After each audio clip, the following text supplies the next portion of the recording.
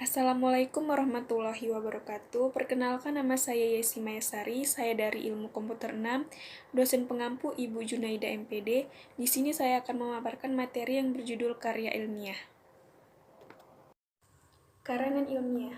Tentunya kita sudah tidak asing lagi dengan yang namanya karangan ilmiah. Nah, pengertian karangan ilmiah itu adalah laporan tulis dan diterbitkan yang memaparkan hasil dari penelitian atau pengkajian yang telah dilakukan oleh seseorang atau sebuah tim dengan memenuhi kaidah dan etika keilmuan yang dikukuhkan dan ditaati oleh masyarakat.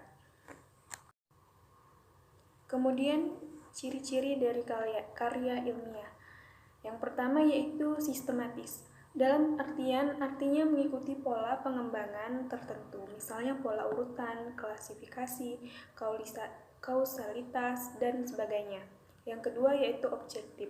Artinya pembahasan suatu hasil penelitian sesuai dengan apa yang diteliti.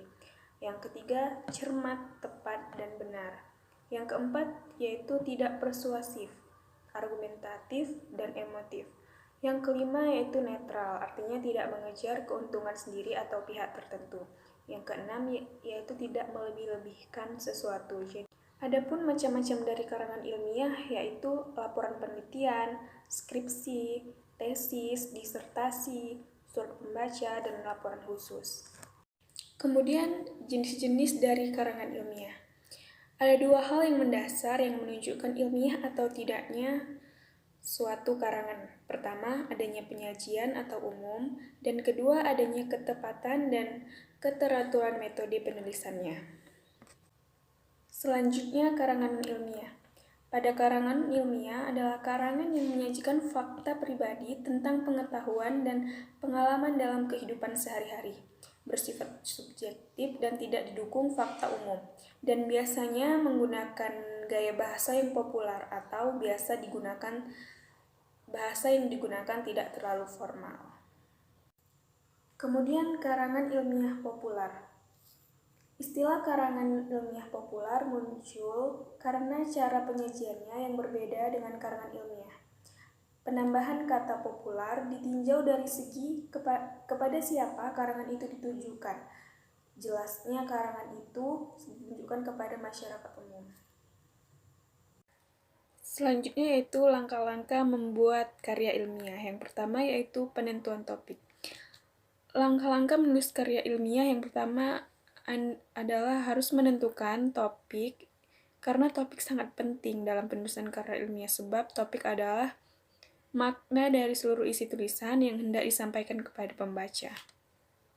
Menentukan masalah atau topik yaitu dengan cara memilih secara teliti panduan pertanyaan. Misalkan, apakah masalah berguna dan cukup penting dipersoalkan? Apakah membahas masalah itu akan menghasilkan sesuatu yang baru atau konkret? Apakah masalah yang ditulis menarik perhatian dan minat penulis?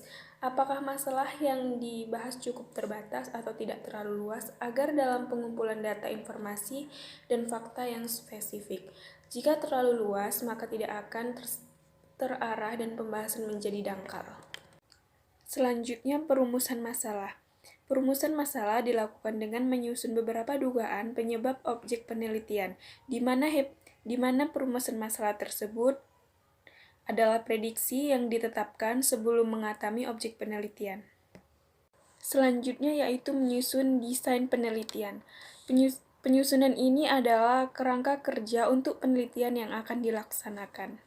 Selanjutnya adalah pengumpulan data. Pengumpulan data ini adalah mengumpulkan data-data yang telah diperoleh sebelumnya. Kemudian adalah analisa data. Pada langkah ini, peneliti melakukan analisis serta interpretasi dari hasil pengamatan untuk memperkirakan yang akan terjadi dari pengamatan serta pengumpulan data. Kemudian yaitu kerangka penulisan karya ilmiah. Setelah itu, yang terakhir adalah ciri bahasa karya ilmiah. Kemudian yaitu tujuan dari karangan ilmiah. Yang pertama adalah untuk melatih mengungkapkan pemikiran atau hasil penelitiannya dalam bentuk tulisan ilmiah yang sistematis dan metodologis. Yang kedua yaitu menumbuhkan etos ilmiah di kalangan mahasiswa, sehingga tidak hanya menjadi konsumen ilmu pengetahuan, tetapi juga mampu menjadi penghasil atau produsen pemikiran dan karya tulis dalam bidang ilmu pengetahuan, terutama setelah penyelesaian studinya. Yang ketiga, karya ilmiah yang telah ditulis itu diharapkan menjadi cara transformasi pengetahuan antara sekolah dengan masyarakat, ataupun orang-orang yang berminat membacanya.